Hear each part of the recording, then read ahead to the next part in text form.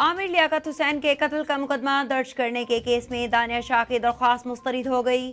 Sindh high court में मातहत अदालत के फैसले के खिलाफ अपील की समाअत के दौरान दानिया शाह वकील लियाकत कबूल एडवोकेट के हमरा अदालत में पेश हुई। SHO ब्रिगेड, एडिशनल SHO नामजद मुल्जमान जावेद और साकिब भी पेश हुए।